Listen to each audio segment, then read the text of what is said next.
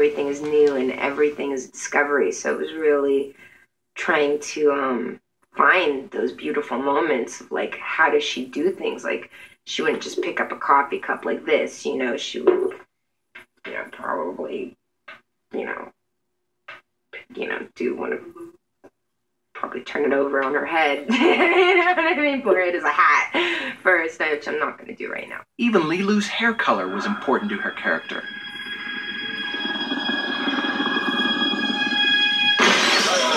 The orange hair was something that, you know, definitely Luke had a vision for what he wanted her to look like. And he didn't know exactly from the beginning that it would be orange, but he had an idea that he wanted it to be maybe flame colored. And we went through like, oh, flame can be green, it could be blue, like, you know, and then he said mandarin. I was like, what? He's like, no, it's going to be really cool. I said, okay. We dyed the hair blonde first and then mandarin so that the mandarin would pop out. And it was incredible. And we bleached my eyebrows out and I just looked crazy, like completely so cool and so crazy. And then about 2 months into the film, my hair started falling out. And just like in a week's time, I had like a, you know, big ball of hair about that big, and it was kind of awful. So, because yeah, the hairdressers they weren't doing it correctly. They weren't bleaching my roots correctly, touching them up, so they would overlap, and so my hair just burnt from constant touching up. So I was really upset, and so we had to make me a wig. So about halfway through the film, Lilu starts wearing a wig, which is okay, because at least we set her up with my real hair at the beginning of the movie. The final touch was the costume, but the futuristic fashions created their own challenges.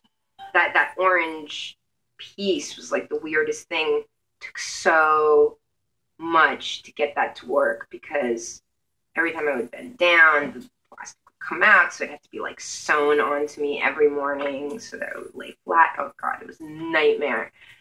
What we do to make these movies and to make it look so effortless, and like it takes so long to get all this stuff on and ready. Milla worked hard to perfect Lilu's combat moves. You know, once Luke had worked out what the actions were going to be, he told my trainer and we worked on those moves. And then we rehearsed with the guys. And then we rehearsed with the guys with their costumes on, which changes everything, because first you have a big guy and then you have a big guy who gets like 5 times bigger once the headpiece is on and his arms are on. Of course, even the most prepared actress can use a little help from some old-fashioned movie magic.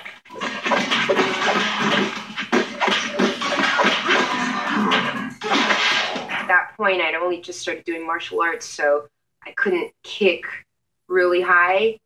And so they had this leg that they just brought in, a leg to kick. And so I'd be standing there and I would go, "Urgh," and the leg would come out, because there was like 2 guys standing on their knees with the leg ready. So when I would go, "Urgh," they would go, and so it was like a leg on a stick.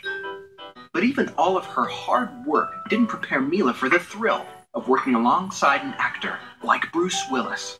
Bruce was amazing. It was really cool, really funny, really talented. I mean, especially, you know, it was my first time working with a big star like that. I mean, I worked with big stars before, but never like as my co-star, you know, like never like my leading man is like Bruce Willis, you know, so it's pretty scary, but he made me feel so good and so like comfortable, and he was very chill and very relaxed. The experience of filming The Fifth Element had a lasting influence on Milla's work as an actress.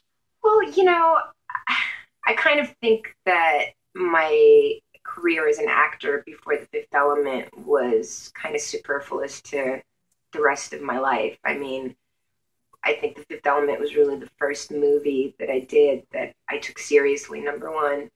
And number two, was the first really amazing director I ever worked with was Luke. So, you know, I kind of look at Fifth Element like my first movie, even though it wasn't, but it was the first movie that meant anything to me as a person. Human death was so strange. What do you mean? Everything you create is used to destroy. You call it human nature. You learn about that on your screen. I'm not finished yet. To V. V is good. Some very good words in V. Valiant. Vulnerable. Very beautiful.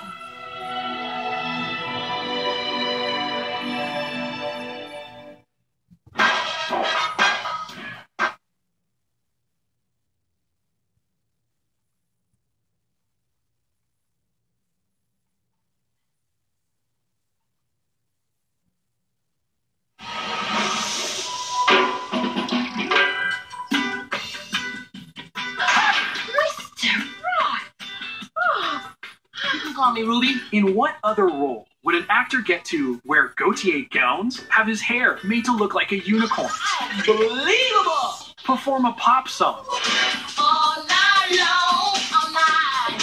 and fight aliens as an action hero?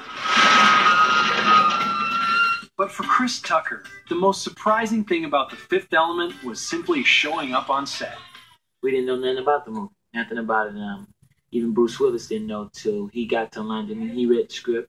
I read the script when I got to London, but it was right before we started filming, so we only took what Luc Besson told us, and we had to go by that. And it was kind of hard, but it was kind of fun in a way because kept me excited about what was going to happen. And the surprises didn't stop there. I'm going to jump off a 20-story building with no pads, because I don't like pads to slow down the jump.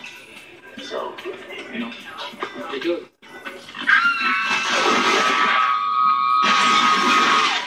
It was surprising. Every day it was something different, and it was real fun. I'm glad he did it that way because, you had to always, you get up in the morning, you don't know what to expect. And it was a real good experience, and my part was a stretch for me because I never did anything like that before, and it was so far from me and what I do in America's stand-up comedy. I do like reality jokes and stuff, and my movies that I usually do are reality, like based of America situations and stuff. It was nothing like that. But when I got there and Jean Paul Gaultier, I seen all his clothes he wanted me to wear. I was like, oh, this ain't gonna be nothing like I ever done before. Boy, it's huge, like fire. I would never wear this stuff in the street. So start melting, ladies, because the boy is hotter than hot. So I was like, shh, it's gonna be hard. And John Paul Gaultier was like, this is beautiful on you. You would like this. I was like, no, I do not like that.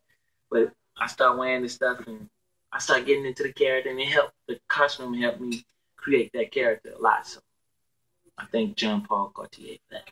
Beyond the amazing costumes, Chris also found inspiration for the unique character of Ruby Rhod in modern pop culture.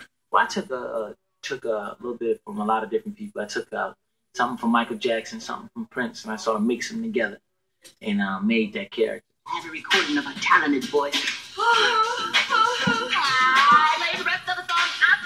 Made it wild and funny and loud, arrogant, flamboyant, and all that. But this wild character also had to get along with his very real co-stars, such as Bruce Willis. We was real cool. We worked out we was cool, like everyday people, and we talked on the set, and we just had fun, and that was it. And his strong-willed director, Luc Besson, he'll tell you exactly what he wanted. He didn't hold nothing back. So that's a good thing about him. But Chris says he was willing to make the ultimate sacrifice to get into character. Well, last week I was abducted by a spaceship, and I went to Mars. You should hold on. So up there, they got clubs and restaurants and everything like that, but the cars really do fly in the air, like in Fifth Element in the movie. But I didn't really want to go. They took me in the spaceship, took me up, and I was like, where are we going? They said, we're going to go to Mars, then we're going to go to a party on Venus. I said, a party on Venus? They said some nice women on Venus. So we went up there, and then they brought me back.